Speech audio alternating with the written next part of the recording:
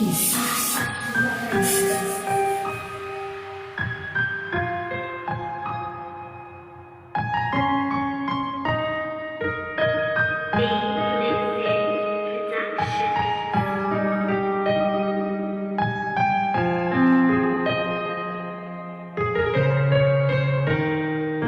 Ikaw ang lagi kong karamay sa oras ng kabiguan. Sa mga panahong tila wala sa katinuan. Dahil sa kasintahan ko walang ibang gawain, kundi pa ulit-ulit sa tanang aking damdamin. Pero nandyan ka palagi at pinapagaan mga problema na sa alak natin idinadaan. Paulit-ulit mo mga payong tila di ka nagsasawa. Minsan nila pagkakamalan na tayong mag-asawa. Sa pagpapahalaga na iyong pinapadama, pag-uunawa sa tuwing ako'y nagpapakatanga. Sa kanya na di ako makitaan ng halaga. Laging tanong, sino nga bang bulag sa aming dalawa? Kaya salamat sapagkat ikaw ay palaging nandyan. Kahit ramdam ko na palihim ka nang nasasaktan, pero alam kong alam mo hindi natin pwedeng pagpilitan yung nararamdaman mo higit pa sa magkaibigan.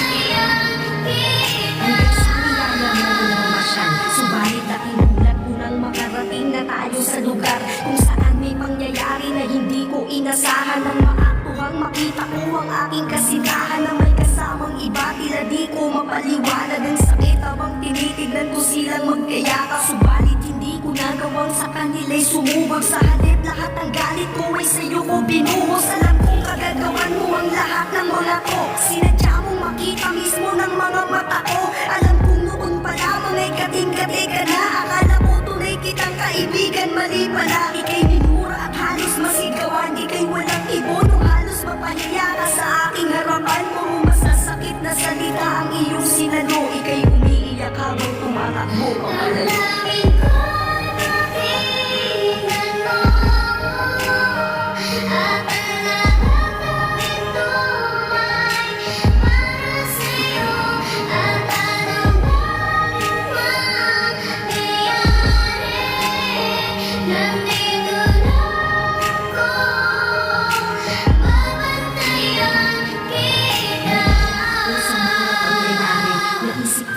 Sa'yo di ko yung nasabi, kaya sinubukan kitang tawagan upang humingi ng tawad. Subalit ang iyong telepono, ang nanay mo may hawak at ng kanyang sagutin. Malungkot niyang binalita na kahit kailan ay hindi nakita makikita.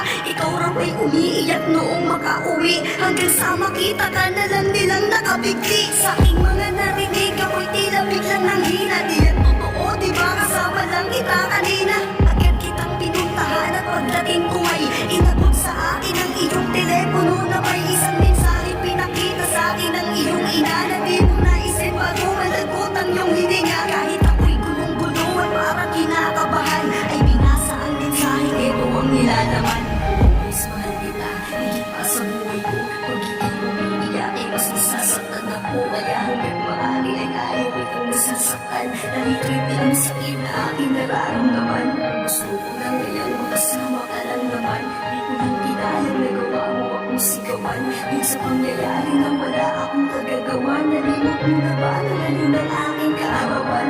Kaya gusto ko muna siya na magkasama tayo. Para sa akin ay yun ang pinakamasayang regalo. Ngunit di kong inasahang ganun ang mangyayari. Pero bes, ayos lang kasi mag-ingat ka palagi. Wala mo na kung saan kung akong kalimutan. Ako pa rin ang iyong makalit na kaibigan. Pero sana pagbigyan mo ang aking muling hiling. Sa kahit na magkasaan ng aking libing.